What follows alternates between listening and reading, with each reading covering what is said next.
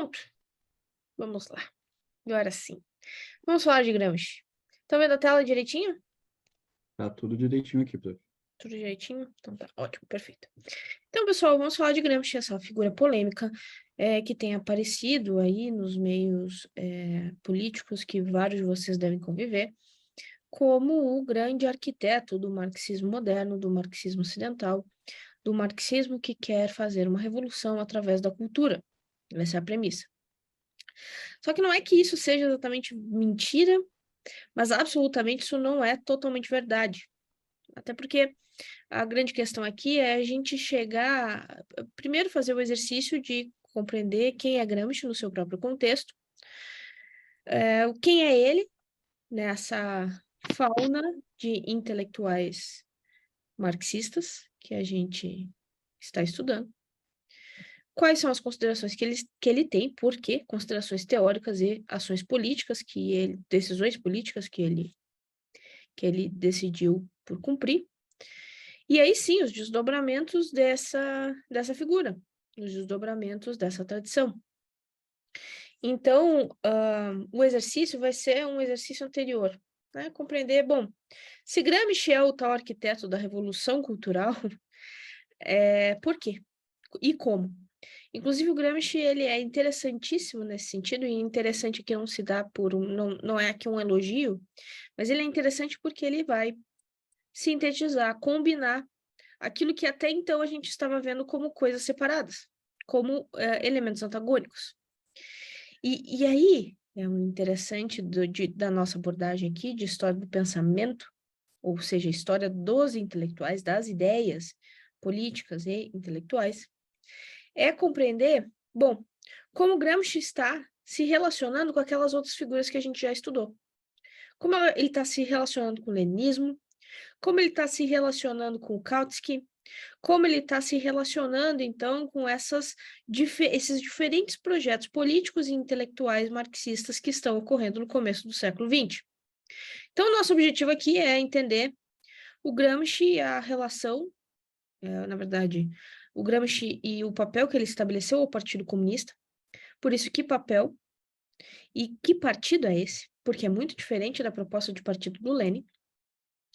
E responder a pergunta que talvez seja a pergunta de ouro hoje da direita que pretende estudar Marx e os marxistas como um todo quais são os objetivos políticos, os verdadeiros objetivos políticos de Gramsci? Qual era o horizonte de desejo revolucionário do Gramsci? Como? Então, essa é a nossa principal preocupação. E no nosso programa original, isso vai ser respondido de diferentes maneiras aqui. A gente vai falar sobre o contexto de ascensão do fascismo e a formação do Partido Comunista no contexto da Itália, a crítica, o projeto teórico gramscista como aquele que é crítico ao economicismo, ao materialismo, à ortodoxia marxista como um todo, e veja, aqui já está combinado dois elementos que até então estavam separados. Lembrem, aqueles que criticam o economicismo e o materialismo estavam se colocando numa vertente revisionista e não ortodoxa. E aqueles que estavam em uma vertente ortodoxa poderiam até ser reformistas, mas a ortodoxia revolucionária leninista é muito evidente nos padrões intelectuais que nós estávamos estudando até agora. O Gramsci, ele combina tanto, digamos assim, o elemento clássico revolucionário leninista, os elementos de subordinação da filosofia para as táticas revolucionárias, mas com um projeto antipositivista, contrapositivista, pós-positivista, por isso contra-economicista, contra o mecanicismo, contra o materialismo, dessas vertentes leninistas e também das vertentes ortodoxas cientificistas do marxismo que já existiam na época. E aí, a partir daí que a gente consegue compreender o papel dos intelectuais, especialmente aquilo que ele quer dizer por educação das massas proletárias. Vamos falar do conceito de hegemonia e de contra-hegemonia e os principais equívocos em relação ao Gramsci, tá? Pois bem, aqui está o nosso esquema. O Gramsci, ele combina dois elementos que estavam em antagonismo. Até agora, nossas 2 aulas que tivemos sobre a parte 2, nós percebemos que temos uma tensão entre o marxismo que se desenvolve como política de Estado e como resultado revolucionário propriamente na Rússia, bolchevique, o marxismo bolchevique. E a tensão é uma tensão do Ocidente. Um Ocidente que, com uma certa raiz filosófica humanista, começa a questionar de diferentes maneiras o marxismo bolchevique. Uma das maneiras de questionamento do marxismo bolchevique é o revisionismo, ou seja, atenuando elementos mecanicistas, deterministas, fatalistas, cientificistas da proposta do socialismo científico do Engels e do Marx. E também da proposta que alguns acusariam de totalitária do leninismo e do stalinismo. Outra forma de questionar é, pelo menos no plano político, como Kautsky, de questionar, por exemplo, tanto as táticas revolucionárias, mas também questionamento da própria revolução como um objetivo do socialismo, tentando trazer aqui uma perspectiva de reformas, de uma certa leitura democrática do socialismo, ou ainda de colocar a democracia como um fim do socialismo. O Gramsci, ele combina os 2 elementos, isso não é constrangedor, mas é interessante, pelo menos do ponto de vista intelectual. Ele combina tanto os elementos leninistas, de que a sua filosofia está subordinada à prática, à tática, à estratégia revolucionária. O Gramsci precisa ser interpretado como um revolucionário, não como um reformista, e é por isso que o revisionismo como postura intelectual está desconectado do reformismo como postura política. O Gramsci ele pode ser um revisionista, mas ao mesmo tempo um revolucionário. E também temos aqui uma teoria marxista que leva muito em consideração a dinâmica da política, tanto no caso da formação do partido, quanto dos elementos do poder, os elementos do poder. E o poder não como mero desdobramento da dinâmica material e econômica, da produção econômica de um certo contexto histórico. Do ponto de vista do revisionismo, do Gramsci, nós temos uma postura ocidental já pós-positivista. O positivismo, entendam o positivismo como uma certa postura filosófica a favor de uma concepção cientificista do conhecimento, a crença das leis universais que conduzem à humanidade, a crença ingênua na possibilidade do experimento, do método experimental, produzir verdades universais, a crença numa divisão bastante rígida entre a subjetividade e a objetividade, a crença na possibilidade de um conhecimento além de verdadeiro, universal e objetivo, a crença na neutralidade das formas de conhecer através do método científico. Então, entendo o positivismo como essa postura filosófica muito do século XIX. A gente já falou que em Marx a gente tem uma tensão entre o positivismo e o hegelianismo. E uma postura do século XIX que se manteve no século XX, especialmente na figura do socialismo científico, como proposta do Engels, como proposta, por exemplo, também do Kautsky. Ou seja, a ideia de que a história da humanidade ela é um desdobramento da história natural, uma certa leitura naturalista do marxismo. O Gramsci, nesse sentido, ele está indo contra. Ele vai trazer os elementos do Marx jovem, principalmente quanto se refere à relação entre consciência, pensamento, ideologia e processos históricos. Temos aqui uma concepção historicista, mas não o historicismo entendendo a história como resultado de leis universais, como a lei da luta de classe. Obviamente, não se abandona a dinâmica da luta de classe, mas a luta de classe aqui não se dá como uma lei, a luta de classe se dá como resultado da praxis, da ação humana. E aqui temos um elemento central da teoria de Gramsci. Gramsci está fazendo uma filosofia da praxis, não só como uma filosofia a favor dos interesses táticos, mas também como uma filosofia que consegue compreender os processos históricos como resultado da ação humana, como resultado da praxis, que não está divorciada da consciência, especialmente da consciência de classe. Temos também, então, por isso, um elemento subjetivo. A filosofia, ou as ciências humanas, no caso do Gramsci, é diferente das ciências naturais. As ciências humanas fazem com que o conhecimento ele seja um conhecimento contextual, um conhecimento que tem validade, que não é simplesmente o conhecimento científico que tem a validade. Ou seja, a ação humana ela é resultado de uma consciência que tem validade em um certo contexto histórico. A história não só é resultado da ação humana, mas também a concepção da ação humana é resultado desses sujeitos. Veja, está trazendo o elemento subjetivista dos próprios filósofos alemães, do idealismo alemão, do Benedetto Croce. Vocês, inclusive, que tiveram aula com o Olavo de Carvalho, o Olavo de Carvalho fala bastante do Benedetto Croce. Só que o Croce, ele traz esse elemento pós-positivista do Croce, mas ele abandona não, ele é crítico, obviamente, ao elemento antimarxista que o Croce tem. Croce, ele é um antimarxista ferrenho. E também tem um elemento relativista, que é esse elemento de, bom, as formas humanas são formas contextuais, mutáveis, historicamente construídas, e historicamente construídas através da ação.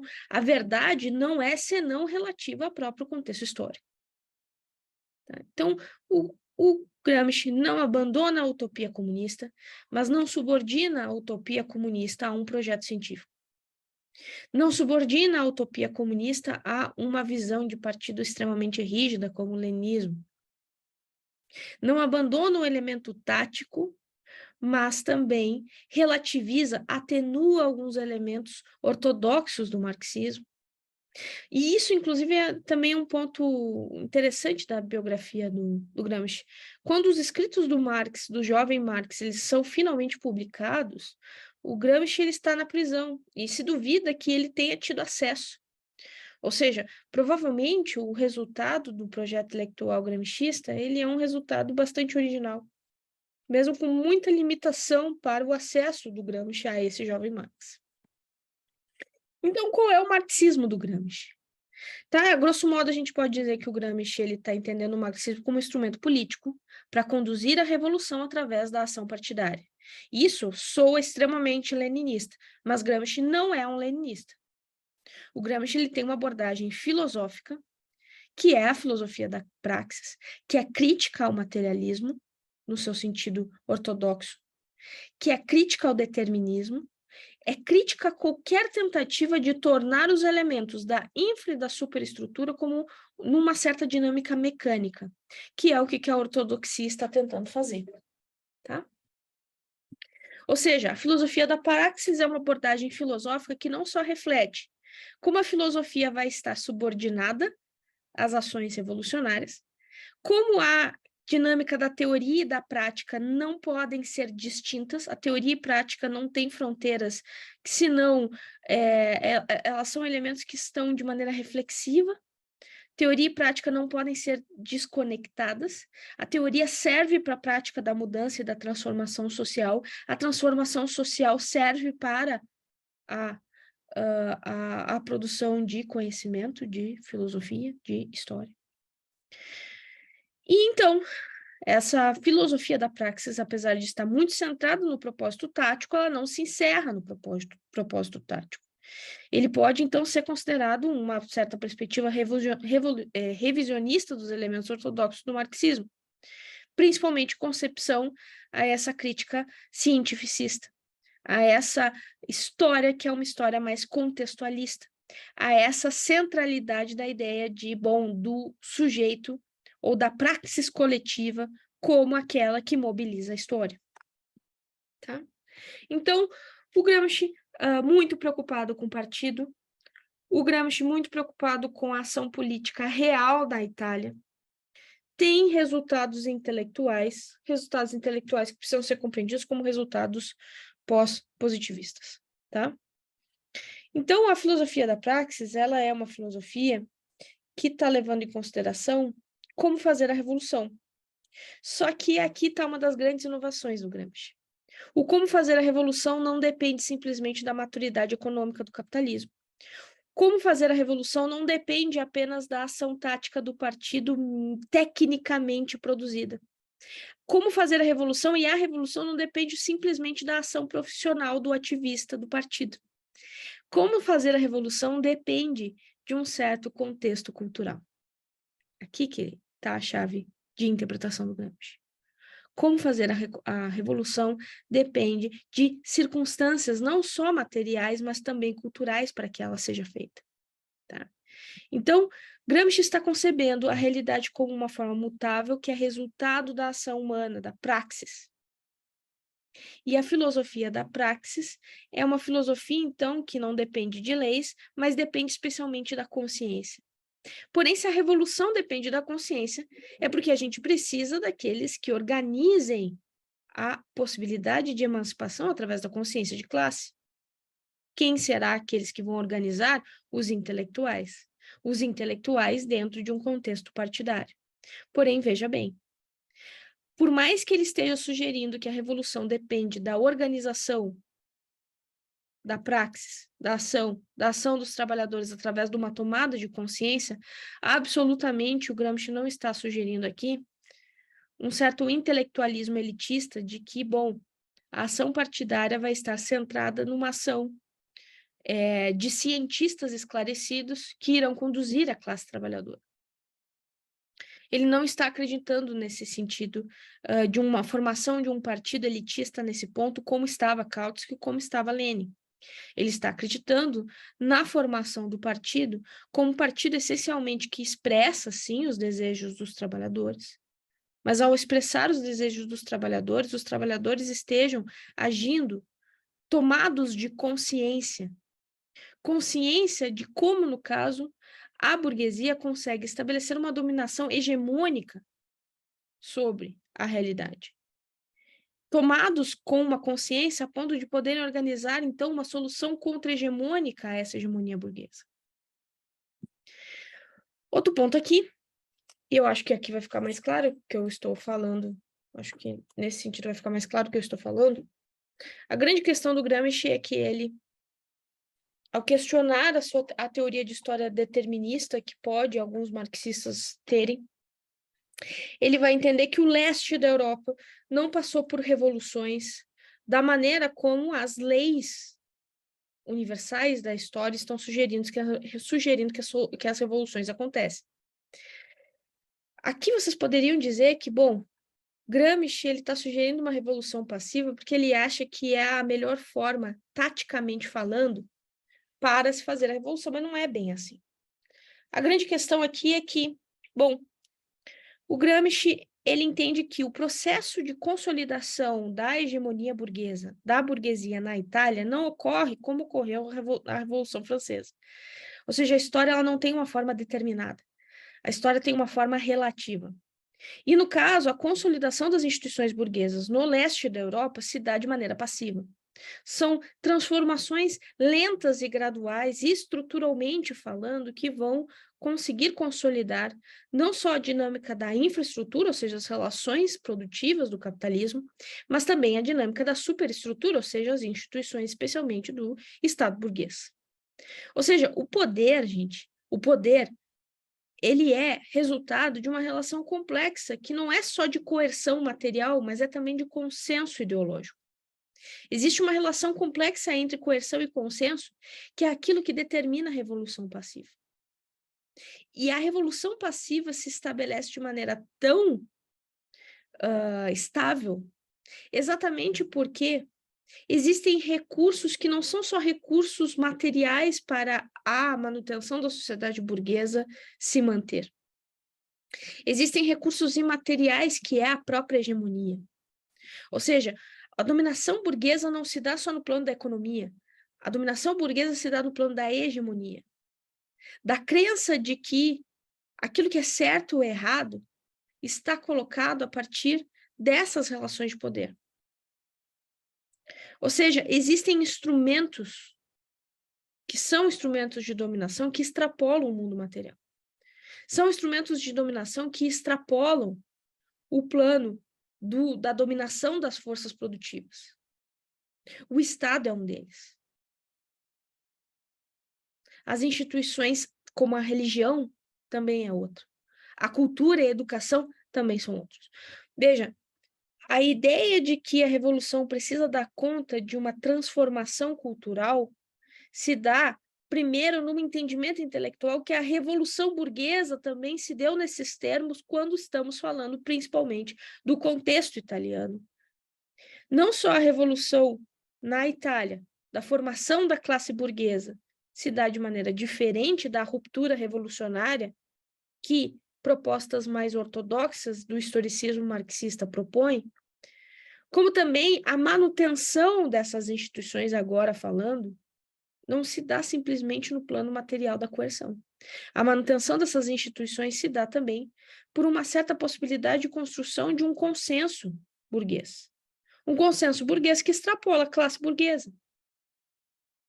Se dá, então, pela possibilidade de uma sociabilidade que se organiza de maneira passiva em relação ao status quo. Tá? Então, o elemento tático gramscista, ele é resultado da compreensão gramscista de história.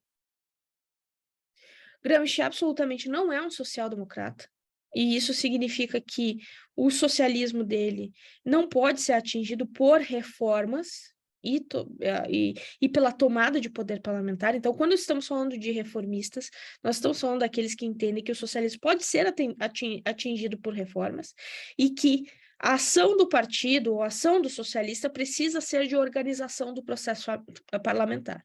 Gramsci não acredita nisso. Ele acredita, sim, que o socialismo só pode ser atingido a partir da organização da sociedade civil através do partido. Porém, não para a tomada ou dominação do processo parlamentar, mas para uma construção de uma nova sociedade verdadeiramente comunista. Uma sociedade verdadeiramente comunista, onde uma verdadeira, suposta democracia verdadeira possa se manifestar, atenuando a diferença que hoje existe no modelo de sociedade burguês entre Estado e sociedade civil. Na sociedade que o Gramsci está sugerindo, não existe diferença entre Estado, aquele que detém dominação, e a sociedade civil, aquele que se organiza espontaneamente. O Estado e a sociedade civil são reflexos um do outro. A sociedade pode ser, então, coordenada pela própria sociedade civil, organizada, através, especialmente, dos conselhos, capazes, então, de gerir os interesses proletários. Então, a revolução ela precisa acontecer graças a essa ação organizada da classe trabalhadora. E essa organização da classe trabalhadora também depende não só de condições econômicas, mas também de condições culturais. Então, o diagnóstico do Gramsci é: o status quo burguês, ele se consolidou através de uma revolução passiva e estabeleceu uma hegemonia. A hegemonia, ela é resultado do poder que não depende só da coerção física, mas depende de certos consensos culturais. A resposta tática a isso é a possibilidade da construção de uma solução anti-hegemônica. Contra-hegemônica, desculpa. Essa solução contra-hegemônica depende do partido, por isso da organização da sociedade civil, que depende também da formação e organização dos intelectuais orgânicos, que não se colocam como uma classe burocrática esclarecida, mas como auxiliares nesse processo. Veja, a proposta de partido e de revolução do Gramsci está muito mais próxima da Rosa de Luxemburgo do que do Lenin. Porém, essa postura intelectual de conduzir uma filosofia, uma teoria política que esteja subordinada aos interesses práticos está muito próxima do Lenin do que, por exemplo, da Rosa de Luxemburgo. A grande questão é que podemos ler Gramsci como um leninista, mas podemos ler Gramsci como um marxista original, que propõe tanto uma teoria de revolução otimista, que não abre mão da ideia de comunismo, que não abre mão de uma ideia de utopia, mas que faz isso em termos completamente originais. Tanto de um entendimento de história original, derivado da praxis e da consciência de classe, quanto também de uma proposta original de compreensão de que, ao existir uma hegemonia, a tática precisa se voltar a uma contra-hegemonia. Então, quem são os intelectuais no pensamento do Gramsci? A revolução ela não é mero resultado da ação técnica. A revolução ela é resultado do desenvolvimento da consciência de classe e, por isso, de uma certa circunstância cultural favorável. Não é possível fazer isso sem os intelectuais, sem a própria sociedade civil e sem, no caso, o partido. Porém, de novo, ao ler isso, e é por isso que eu não coloquei vocês a lerem Gramsci sem essa aula introdutória. Ao ler isso, não podemos, de forma alguma, derivar uma ideia, imputar ao Gramsci aquela inflexibilidade, a disciplina militarista que o Lenin está propondo quando ele está falando de partido. Claro que não fica claro como, de fato, Gramsci propõe, porque existem dois momentos, né? Primeiro, a gente tem uma proposta de revolução. Depois da Revolução feita, a gente tem uma proposta de Estado, né, de formação de governo. Não fica muito claro como é que isso vai acontecer, até porque Gramsci ele morre na prisão. Ele não consegue efetivamente fazer aquilo que ele se propunha como um militante profissional. Mas veja, apesar de um militante profissional, apesar da centralidade dos interesses táticos partidários, apesar, sim, da centralidade de uma organização intelectual a favor da produção de consciência de classe, por isso de revolução, ele não está propondo um partido burocrático que tenha, no caso, que seja, no caso, resultado de um certo grupo de cientistas capazes de conduzir a luta revolucionária. Esse é o elemento humanista, que para muitos, obviamente, pode se dar a partir de uma leitura extremamente mais democrata do gramscismo, ou seja, dessa ideia de uma democracia baseada na expressão livre da sociedade civil, ou de uma proposta mais tática e revolucionária do gramscismo, que principalmente centraliza a figura do partido como príncipe moderno, à la Maquiavel mesmo. Quem é o ator político para o Gramsci? Definitivamente é o partido. Mas um partido que consegue expressar o desejo, os interesses, as necessidades dos trabalhadores.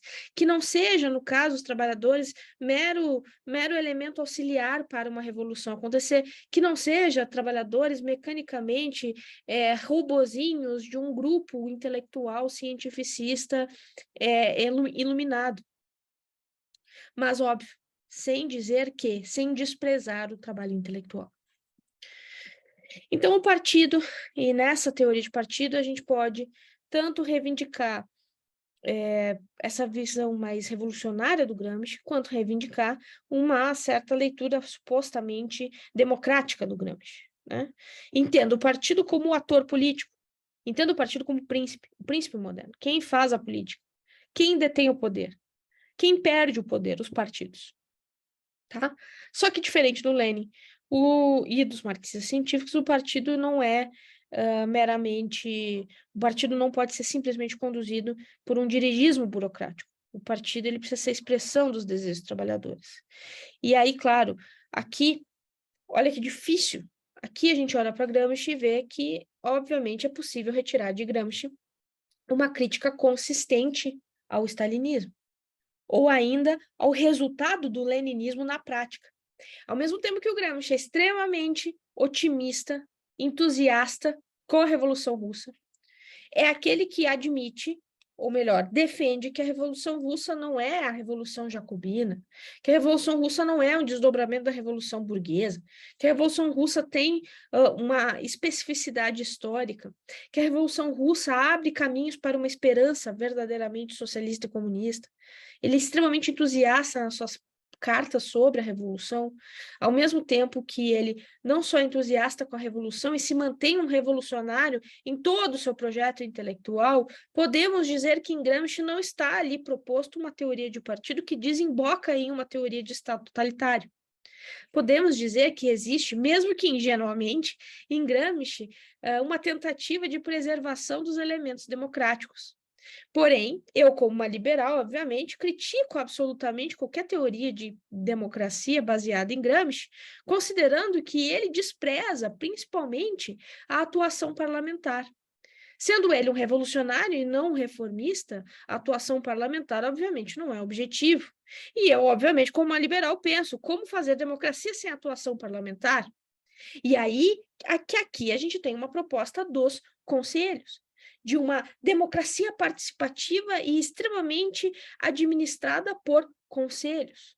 Eu não sei quem é que lembra, depois a gente retoma isso, em 2014, quando a Dilma tentou propor fortalecer a atuação dos conselhos, e foi acusado, na época, o parlamento negou, e foi acusado, na época, disso ser tática bolivariana. Tem um fundo de razão nisso, inclusive teórica, tá? É muito bonito, obviamente, uma teoria democrática não representativa, mas participativa, direta, através da organização de conselhos. Ou seja, o partido é central para conduzir a revolução, e os conselhos, obviamente, eles não estariam desvinculados desse partido. Então, o que a gente precisa entender por Estado e sociedade civil a partir do Gramsci?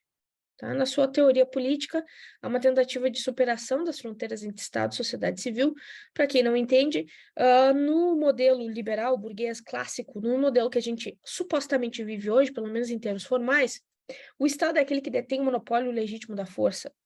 Mas a sociedade civil é uma sociedade organizada com liberdade, com certos direitos, que tem papel de controlar esse poder do Estado e, ao mesmo tempo, contraintuitivamente, a sociedade liberal estabeleceu que o Estado, através da Constituição, precisa proteger os direitos da sociedade civil. Ou seja, a sociedade civil, olha quanto contraintuitivo o modelo iluminista, burguês e liberal propôs de sociedade para a gente, apesar de eu acreditar e defender ainda esse modelo. Nós temos um Estado que detém o monopólio legítimo da força, que detém a força física, mas que está subordinado a uma Constituição. Uma Constituição que não só determina que a sociedade civil pode o controlá-lo, como também determina que a força física dele precisa, no caso, proteger essa sociedade civil que o controla. É bastante contraintuitivo. Você protege aquele que o controla. Você protege aquele que supostamente pode limitar o seu poder. E aí, claro, como é que isso vai ser possível? Através do modelo clássico de democracia representativa, através do fato de existir uma possibilidade de representação popular através do parlamento. Um parlamento que não só é subordinado à Constituição, mas é o único, por ser representação popular, é o único que pode alterá-la. Esse é o modelo que nós vivemos, supostamente, ou que deveríamos viver. Obviamente, o Gramsci está propondo uma espécie de democracia que altera completamente aquilo que a gente entende por democracia liberal. Eu, como liberal, não entendo ser possível democracia que não seja uma democracia liberal. Mas, obviamente, os não liberais, eles acreditam que a democracia liberal é o quê? É uma farsa. Vocês sabem disso. Vocês já aprenderam que a democracia liberal é uma farsa dentro do pensamento marxista. É óbvio, então, que aqui seria, possivelmente, a proposta de uma democracia verdadeira, através da organização popular, principalmente de uma organização popular ativa, consciente, com consciência de classe, capaz de se autogerir através dos conselhos. E aí uma verdadeira democracia possa ser possível, em que aqueles que produzem são também aqueles que detêm o poder político. A proposta do Gramsci de democracia é que, bom, aqueles que são os produtores na sociedade, aqueles que produzem economicamente, que são os trabalhadores, também detêm o poder político. Essa é a principal reivindicação. Tá? Então, a democracia depende dessa comunidade de produtores, que detém o poder político e a autoridade econômica, atenuando, então, essa fronteira entre Estado e sociedade civil. Ele faz, então, assim, sendo uma fonte intelectual de críticas ao totalitarismo stalinista. Então, como a gente precisa entender Gramsci? O Gramsci está propondo, a partir de um objetivo tático e de organização partidária em um contexto político italiano de emergência do fascismo, mas lembrando que a consolidação da sociedade burguesa da Itália, a modernização, a industrialização, a formação do capitalismo e das instituições burguesas na Itália acontecem, como na Alemanha, de maneira tardia. Ele está propondo, então, através de uma certa teoria de história não ortodoxa, de que a revolução burguesa ela não acontece simplesmente por rupturas revolucionárias, elas também acontecem de forma passiva. Ao acontecer de forma passiva, elas se estabelecem hegemonia. A hegemonia não é só resultado da coerção material econômica, mas ela é também resultado de uma consolidação do poder político e cultural. A burguesia se mantém no poder também através da educação. A burguesia se mantém no poder também através do Estado. A burguesia se mantém no poder também através da forma como se constitui a democracia liberal. Isso faz o Gramsci absolutamente, não um reformista, mas um revolucionário, que está questionando essa hegemonia cultural, institucional, jurídica que a burguesia estabeleceu e propondo, aí sim, uma possibilidade de contra-hegemonia. A possibilidade de contra-hegemonia não faz o Gramsci achar que simplesmente a ação dele precisa ser uma ação do plano da formação da cultura. Faz ele entender que a revolução para acontecer depende de circunstâncias culturais. Essa é a diferença. Não é que ele está querendo agir através da cultura. Eu não diria que o Gramsci está querendo agir transformando a cultura. O Gramsci está querendo agir a partir do partido. A ação do Gramsci é a partir do partido.